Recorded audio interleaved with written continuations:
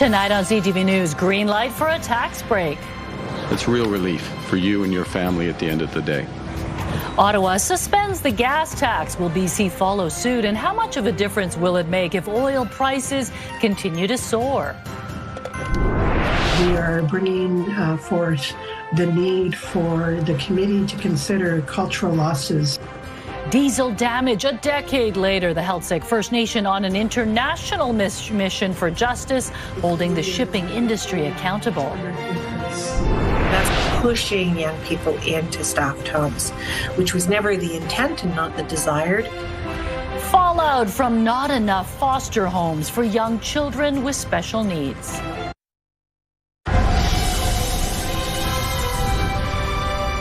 This is CTV News with Mi Jung Lee. Good evening. Thanks for joining us. Fresh off clinching a majority government, the Liberals announced tax release on the price of gas. It's a temporary move that kicks in next week. Now there are calls for the BC government to follow suit. While the Prime Minister is promising savings, the volatility in the Middle East could erase that. CTV's Sinjin Alexander has our top story. Every little bit counts was heard at gas stations across the country. Even if it's only a dime, at these prices, they'll take it. Why? Because more people get a chance. Good morning. The morning after securing a majority, the Prime Minister announced he's cutting the excise tax on gasoline, beginning Monday and lasting until Labor Day. Combined with our earlier elimination of the consumer carbon tax, our government will have reduced fuel prices on gas by up to 28 cents per litre. People are happy with even 2-3 cents, but 10 cents and 4 cents, that's huge. The temporary tax break will see 4 cents per litre saved on diesel and 10 cents on regular gasoline. Not good enough. Canadians cannot afford to gas their tanks. We want all gas taxes eliminated for the rest of the year. Today's cut to the fuel excise tax is a responsible temporary measure consistent with what it takes to build a stronger economy. And is in response to a global shortage in oil, where the conflict in Iran has created what's known as supply shock and sent prices soaring. The province calls Ottawa's cut a good interim step. But the challenge we have in front of us is much greater. We're likely to see an escalation in tension in that region, given the remarks coming from the President of the United States. The IMF is certainly concerned, initially hoping to deliver good news, is warning of a worldwide recession. A war in the Middle East has halted this momentum. Yet the BC government stopped short of cutting its own motor fuel tax, which varies by region. Yeah, well, they should be smart and get rid of that one too. It would be nice for the summer at least if they could match that. Well, we just removed the carbon tax, which is a significant step, and we'll look at other measures as the committee does their work. The Prime Minister believes Canada will avoid a recession, and this tax vacation, which will cost about $2.4 billion, is designed to relieve short-term pressure at the pump. Sinjin Alexander, CTV News, Vancouver. 2 people are in hospital in serious condition after a major crash closed a busy route during the morning commute. Police say it happened on the Burnaby side of the Barnett Highway just before 7 o'clock. BC Emergency Services says 2 patients were taken to hospital in serious condition. The route was closed all day from Caribou Road in Burnaby to Clark Street in Port Moody, but reopened late this afternoon. No word yet on what caused the crash. BC signed a milestone treaty with the Vancouver Island First Nation, but the cloud hanging over the ceremony was the ongoing turmoil over DRIPA. The Premier has backed off making the pause a confidence vote, but First Nations leaders are demanding that DRIPA not be amended or paused. CTV Legislative Bureau Chief Rob Buffum has a story. Pageantry marking the NDP tabling legislation for a treaty for the Comox First Nation, the result of 30 years of negotiations. It's an emotional day. It's a very proud and historic moment for our people.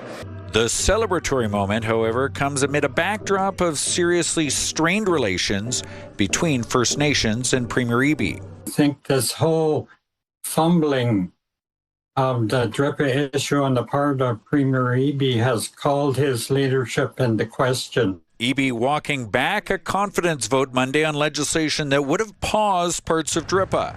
the Declaration on the Rights of Indigenous Peoples Act, a climb down reflecting he didn't have full support within his own caucus.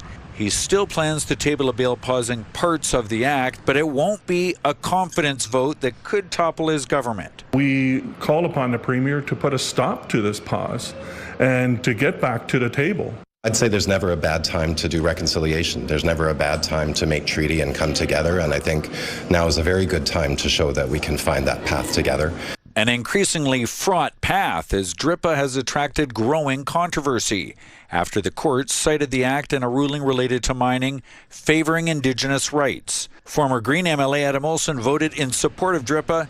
He says he is saddened that the Premier, Attorney General in 2019 when the act was passed, has changed his stance. It's a really sad day in British Columbia, and he is leading us down a very, very dark path. Tuesday's treaty also not without controversy.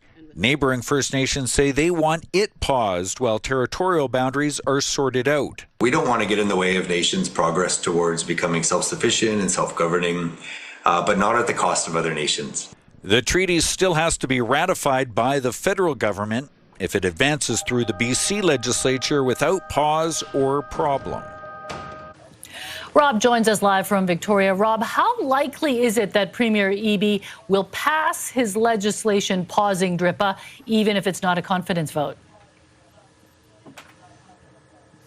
Well, Mijung, we'll find out in the coming weeks, I suppose. But I did ask Grand Chief Stuart Phillip today whether or not his wife would vote in support of it if there was any changes. And he said any changes to DRIPA, any amendments, any pausing, she would not support. He then texted me some advice for Premier Eby. He said it was an African proverb, which was, if you want to go fast, go alone. If you want to go far, go together. So it looks like it's unlikely Eby is going to have his full caucus, in which case he's going to have to court at least one of the independents, like, for example, Eleanor Sturko. Mijung.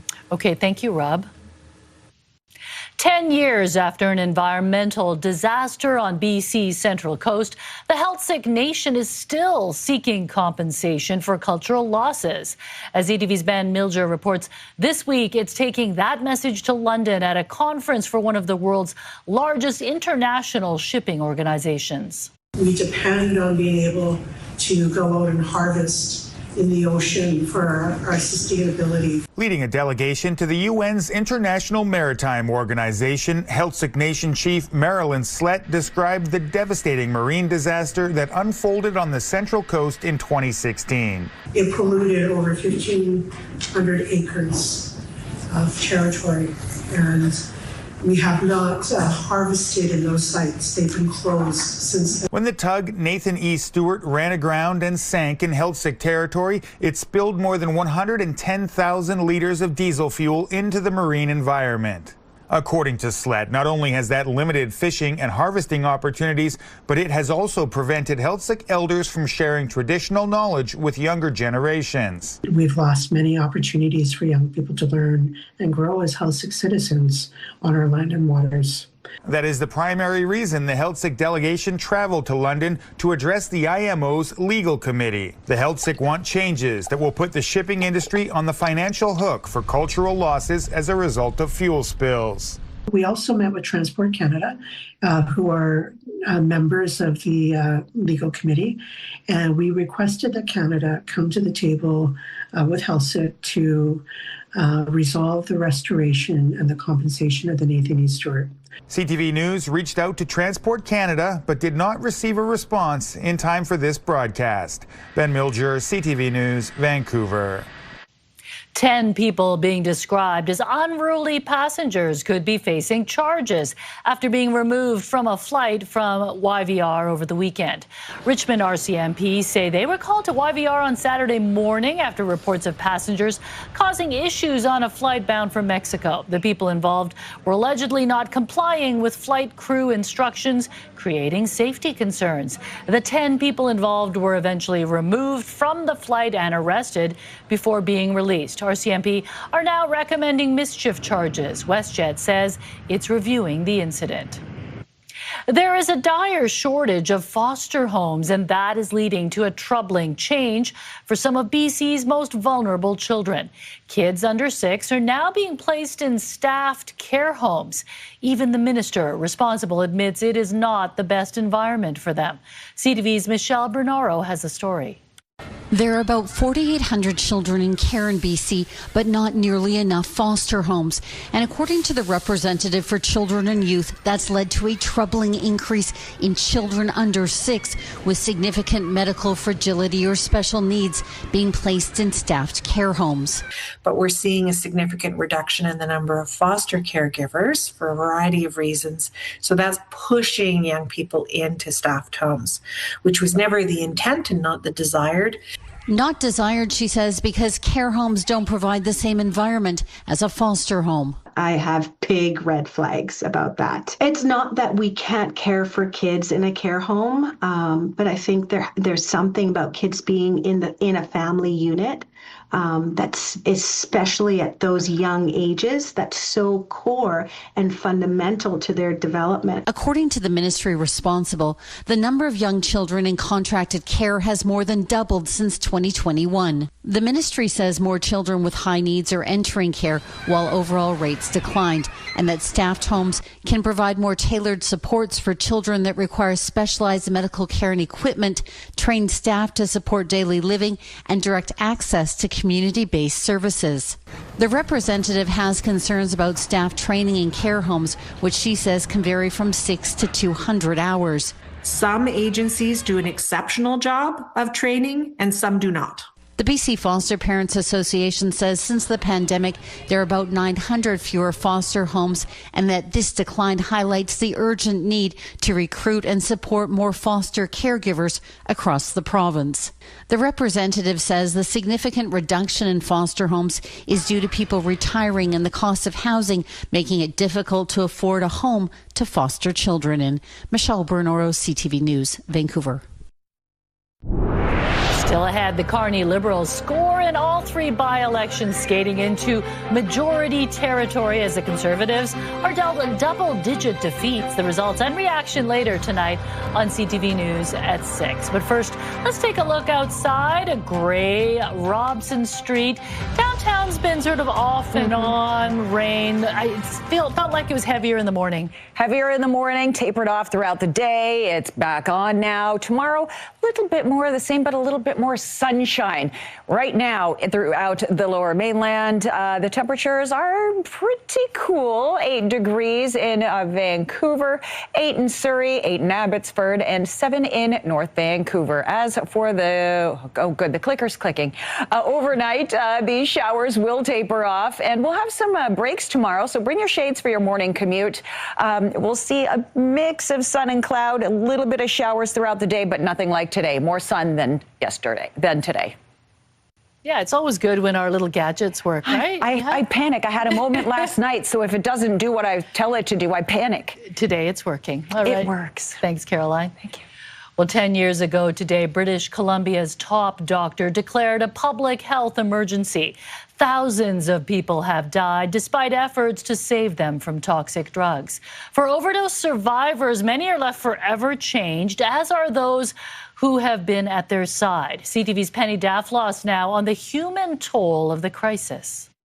It was a public expression of grief after losing a sibling, a parent, a child. My son was 33 years old in the prime of his life, taken down by toxic street drugs. Hundreds taking their messages to the legislature on the 10th anniversary of the public health emergency. I would like politicians not to be cowards and to actually do the right thing. It's hard not to feel like things are regressing a little bit. The end of the pilot project decriminalizing personal possession of hard drugs and backlash against supervised consumption sites are frustrating advocates who point to credible harm reduction research. You can keep people alive and save money, or you can dig in your heels, spend more money, and see more people die. Paramedics on the front lines and our dispatchers, we don't even really consider it an emergency or even a crisis anymore. It's business as usual for us. That's despite progress made in the last decade. Naloxone is now free and widely available. There are dozens of supervised consumption sites across BC, and there's a fast-track referral system for detox and support. The work just isn't done. The calls keep coming in. For every toxic drug death, there are dozens of survivors, many of whom are forever changed. There's challenges,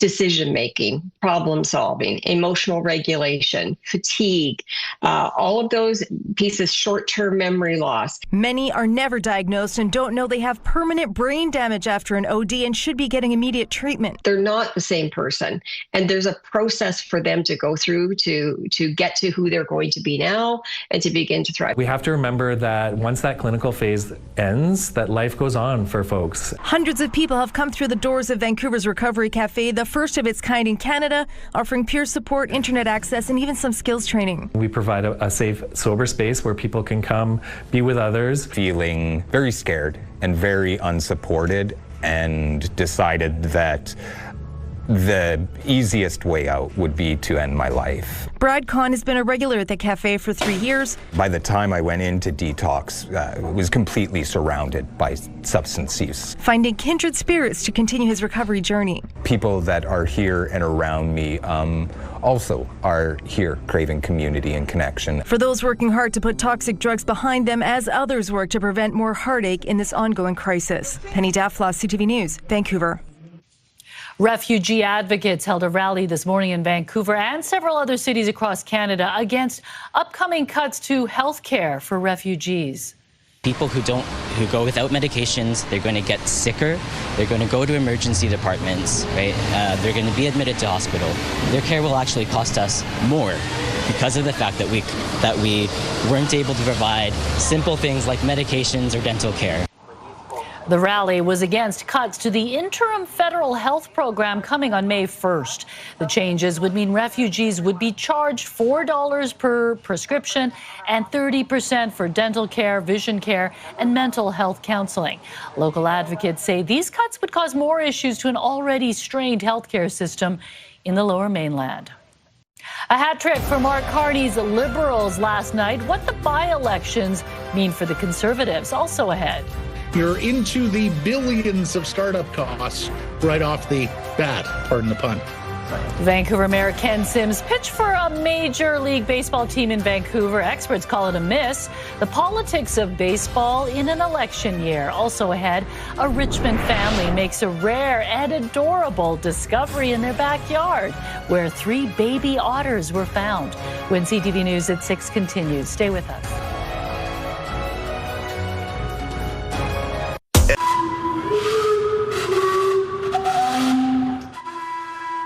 As we get ready to host the World Cup, time is ticking for a fix to one of Vancouver's most beloved tourist attractions. The city says the famous Gastown steam clock, built back in 1977, is dealing with a mechanical issue which has stopped the hands from moving.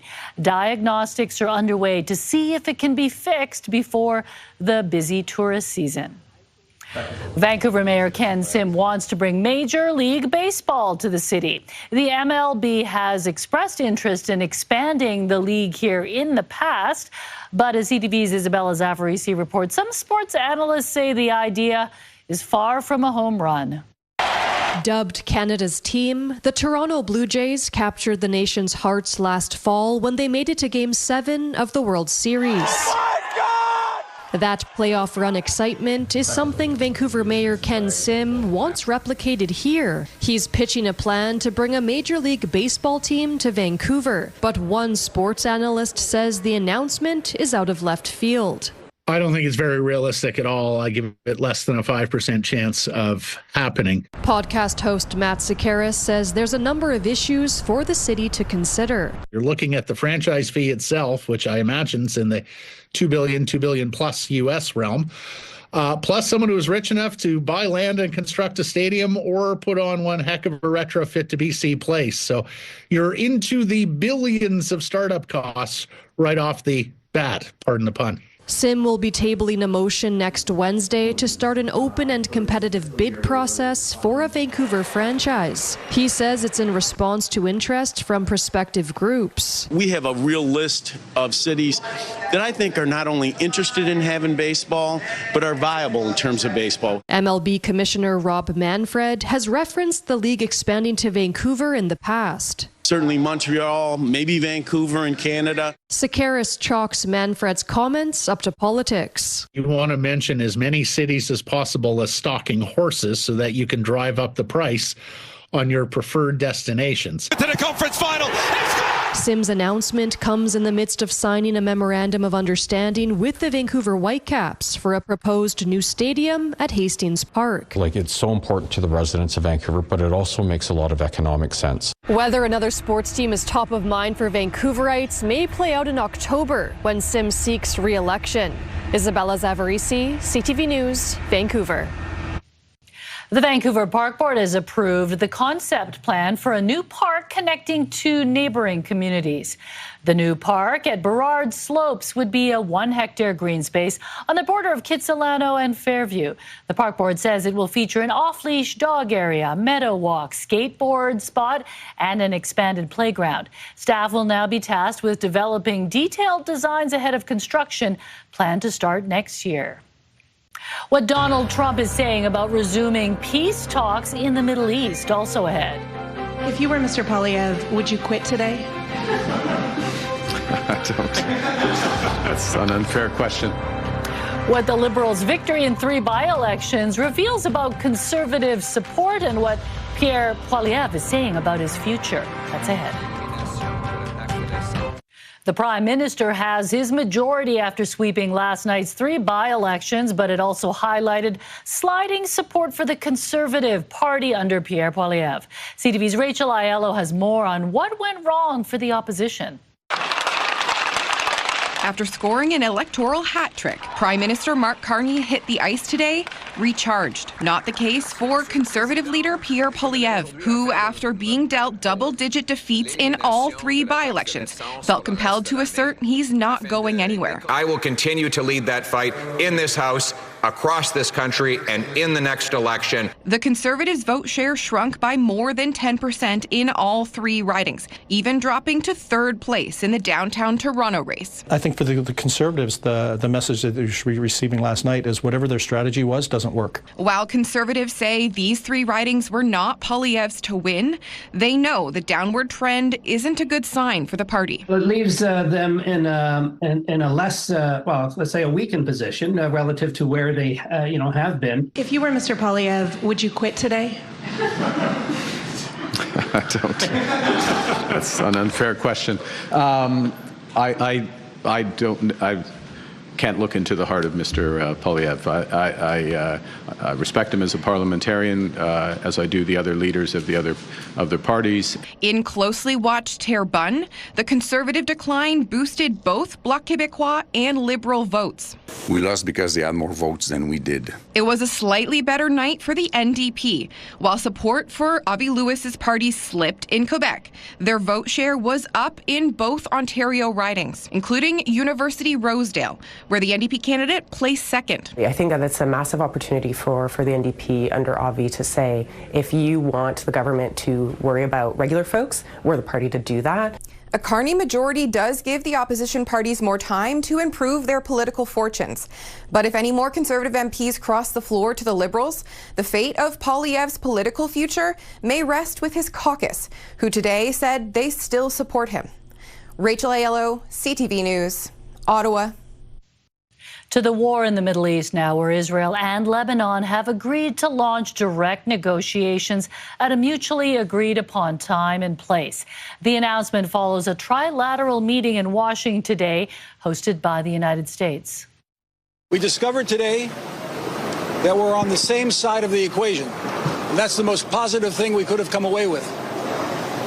We are both united in liberating Lebanon from an occupation power dominated by Iran called Hezbollah. It was the first talks between Israel and Lebanon in decades. Both sides said today's discussions were positive, but it's not clear if they reached any common ground. The Lebanese ambassador called for a ceasefire during the meeting, as well as the return of displaced people. She also wants measures to alleviate the humanitarian crisis in Lebanon caused by the conflict.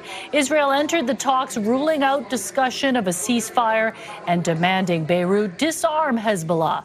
Israel says as the Lebanese government made it clear that it will no longer be occupied by the Iran-aligned militia group. Meanwhile, U.S. President Donald Trump says talks to end the Iran war could resume in Pakistan over the next 2 days. That was echoed by Gulf, Pakistani and Iranian officials, who have also said negotiations could restart later this week. Talks in Islamabad on the weekend did not yield an agreement, raising doubts about the fate of a 2-week ceasefire. Iran's nuclear ambitions were a key sticking point.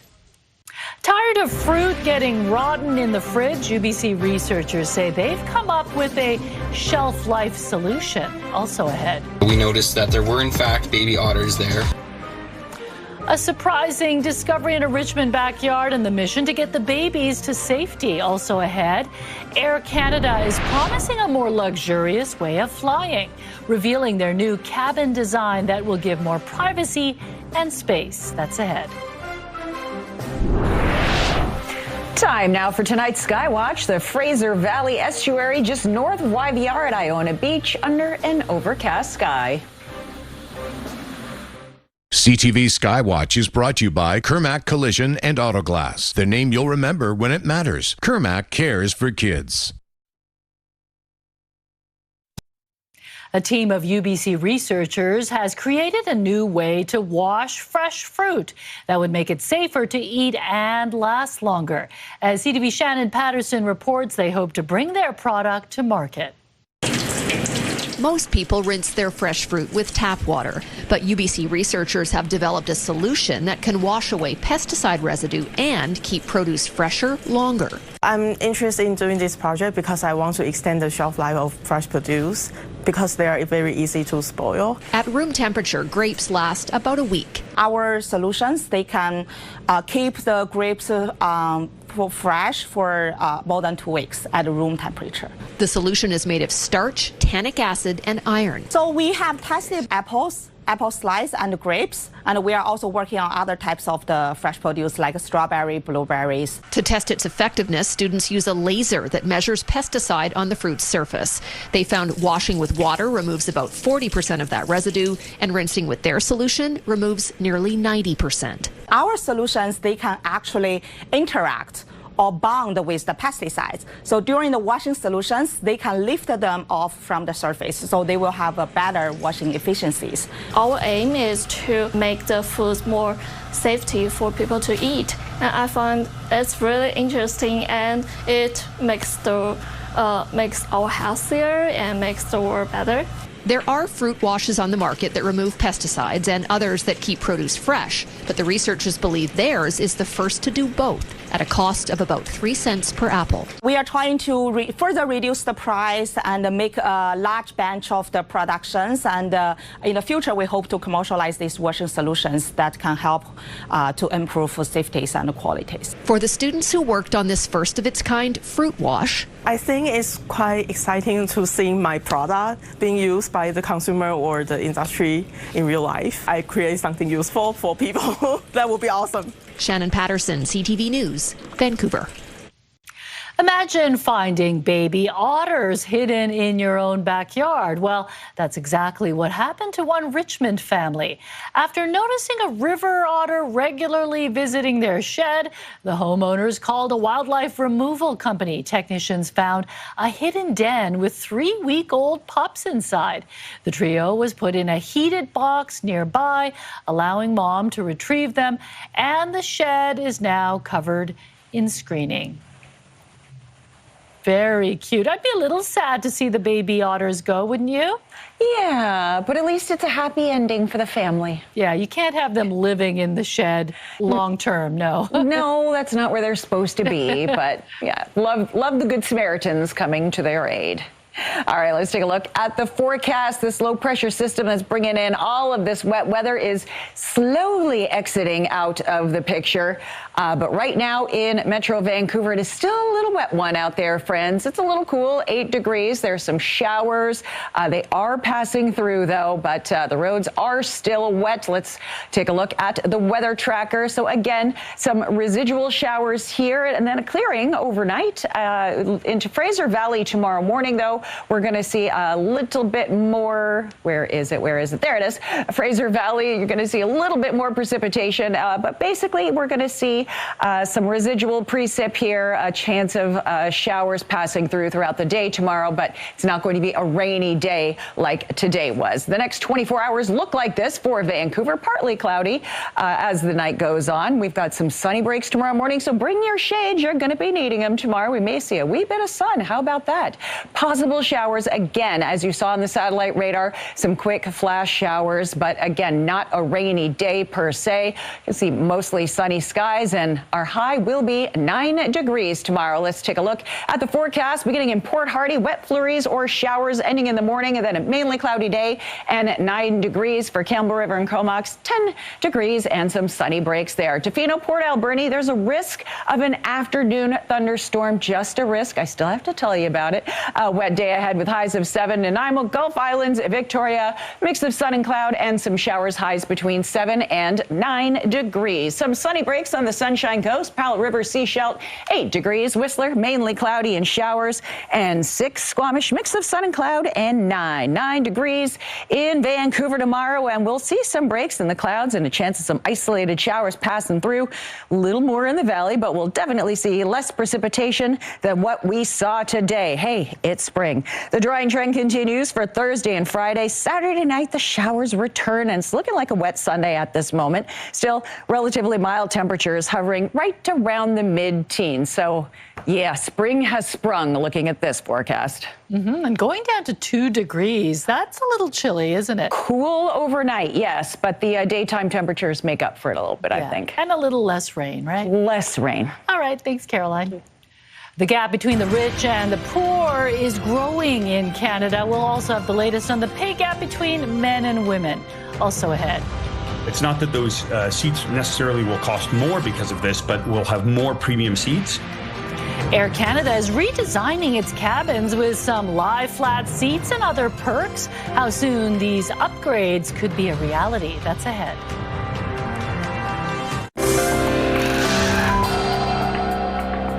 Taking a look at today's markets, the Canadian dollar traded for 72 cents to the American dollar. Oil down $7.80, closing the day at $91.28. Gold gained nearly $83 on the day. The TSX and the Dow Jones both finished the day higher, up 223 points and 317 points. Air Canada is set to bring in a new fleet of aircraft featuring new luxury cabins. It says will change passengers' air travel experience. The airline is calling it the most significant cabin redesign in its 90-year history, including the addition of premium lie-flat seats on long-haul flights. The comfy seats will be accompanied by bigger screens, larger overhead bins, and much more, which, as you might guess, comes with a big price tag. These new premium cabins could squeeze out lower-cost seats, as Air Canada would put more of a focus on luxury. It's not that those seats necessarily will cost more because of this, but we'll have more premium seats, which is really good for our business. Air Canada says the rollout for its new aircrafts will begin this summer, with all cabins eventually seeing upgrades. It's Equal Pay Day in Canada, and a rally was held in Toronto aimed at closing the gender pay gap. The event, now in its 50th year, is pushing for the elimination of pay discrimination and greater access to affordable childcare.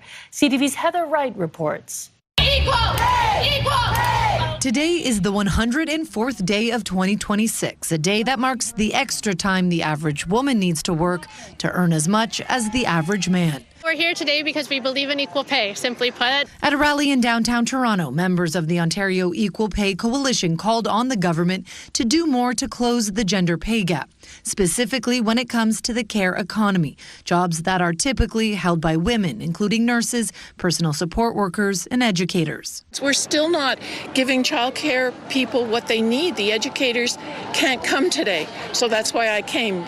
In addition to calls for higher wages, the group also wants the Ontario government to deliver on its promise of $10 a day childcare. The federal government had set an April 2026 deadline of reaching that threshold. And while Newfoundland and Labrador, Prince Edward Island, Quebec, Manitoba, Saskatchewan, Yukon, the Northwest Territories, and Nunavut have all met the $10 a day target, Nova Scotia, New Brunswick, Ontario, Alberta, and British Columbia have not. The group says unaffordable childcare disproportionately burdens women. There is no work without care work. No one can go to work if their children, their elders are not cared for. According to Statistics Canada, women aged 25 to 54 earned 89 cents for every dollar earned by men in 2025, up from 81 cents in 1997. And while that pay gap has slowly shrunk over time, another one is growing. The gap between Canada's richest and poorest grew last year, driven in part by a weak job market and slow wage growth. Statistics Canada says the high cost of living and economic uncertainty are impacting a large portion of the country, with nearly 3/4 of Canadians saying the rising price of essentials is straining their finances. Heather Wright, CTV News, Toronto. New prizes and a slightly more expensive ticket are part of the new Lotto Max jackpot. The cost of a ticket has increased by $1, now making it $6 to play. And each time will now have 4 lines of numbers instead of 3. And when it comes to picking your lucky numbers, there's now 52 numbers rather than 50. With the changes, the odds of winning the jackpot are about the same, but your odds of winning a smaller prize has slightly improved. The main thing you're probably going to notice is that you do have a slightly higher chance of winning prizes. So mainly that's going to be those smaller prizes like a free play or a $20 win, but your odds of winning any prize are going to increase slightly from about 1 in 7 to, under the new rules, a little better than 1 in 6. Lotto Max is also introducing new $100,000 prizes, which will be based on the total jackpot. The jackpot cap is also increasing from $80 million to $90 million. Living large above it all. If your head is in the clouds or you've got bags of money lying around, we've got some very fancy penthouse condos to show you, plus Roberta's birds. Adam finds out why an unexpected visit from a pair of seagulls is proving so meaningful to a local woman. Next on the Sawatsky Sign Off. Right now, here's Carrie with a preview of your morning, Vancouver. Well, the cream rises to the top, and so do the ruthless. Wednesday on Your Morning Vancouver, a closer look at new local research that shows why managers might prefer toxic employees and promote them. Also, a standoff in the Middle East is deepening as the U.S. blockades Iranian ports. We'll check in with a security expert to see what could happen next. Plus, how to prepare your home for hot weather. We'll see you in the morning.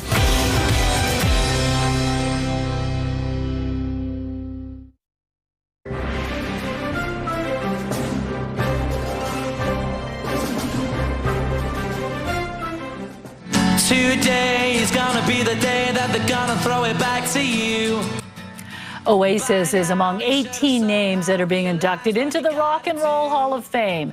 Other artists getting the nod this year include Sade, Billy Idol, hip-hop collective Wu-Tang Clan, Luther Vandross, and Iron Maiden. Phil Collins will be honored for his solo work after being inducted with Genesis in 2010.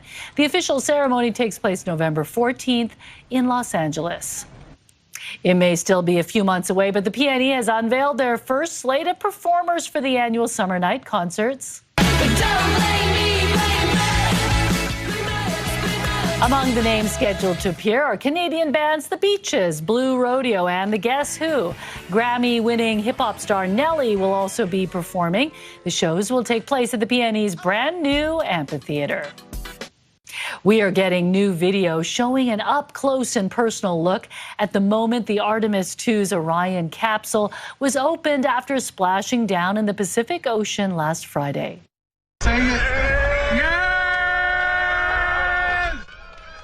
This was the moment the 4 astronauts, including Canadian Jeremy Hansen, felt fresh air after their 9-day trip around the moon. The recovery crews and space travelers could both be heard cheering and celebrating after their splashdown. NASA has since called the Artemis 2's return a bullseye landing. Incredible how much energy they had after that journey. Right? The endorphins as high as they can possibly be. Just elated, right? Yeah, they're probably crashing right now, though. Yeah. Okay. I hope they get a nap. Yeah, exactly. Okay, it's time for Living Large, our new weekly segment showcasing dream homes across BC and what it would cost to call them your own.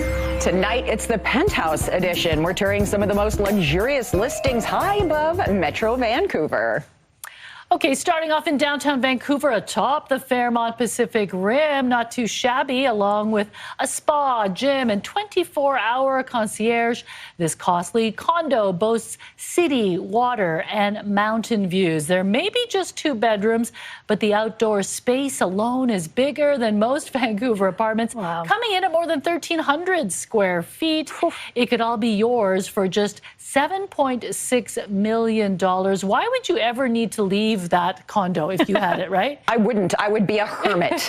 Perpetual vacation. Absolutely. Well, this waterfront property in Richmond offers 2 stories of luxury living.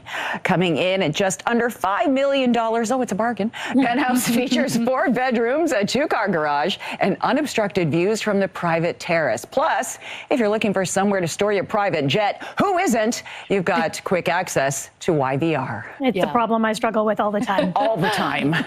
Well, if you're looking for somewhere to kick back and relax and have a cool nearly $6 million to spare, how about this cascading waterfall, hot tub, and pool? That's just one of the features in this White Rock penthouse that has 4 main floor balconies along with a rooftop deck. You can also enjoy the panoramic ocean views from the 4 bedrooms and 5.5 spa-like bathrooms. Keeping true to that more bathrooms than bedroom theme you were talking about, Meej. I know, I find that weird, but don't you think it looks like a luxury cruise ship? Oh, yeah. Oh, yeah. I think you would feel like you're on a luxury cruise your whole life, right? Without the waves. Exactly. I have no problem with any of that.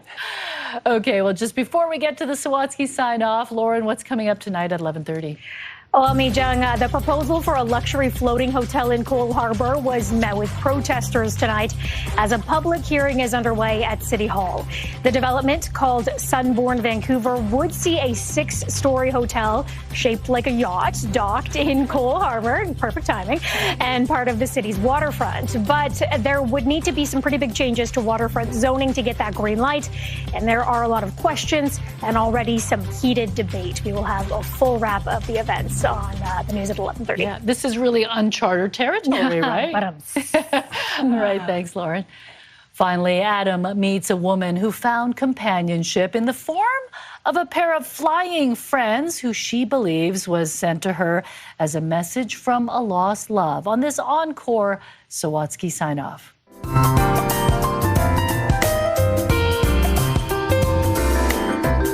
Well, countless happy memories fill Roberta Flora's home. Look at me with my baby. This one chair My husband's chair. is empty. I was with my husband till his last breath. The doctor came in and said, "You did it right. Until death do us part." Yet leaving the hospital without Gianni after 33 years of marriage felt wrong. Roberta was engulfed by grief.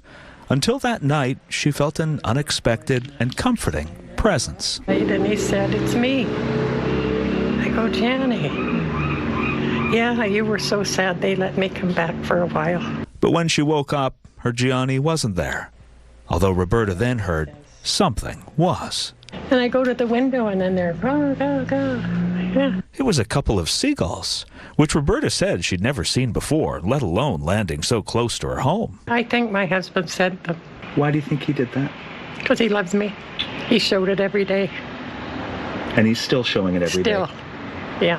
Because every day since the day after her husband died, Roberta says the seagulls have stopped by for a visit.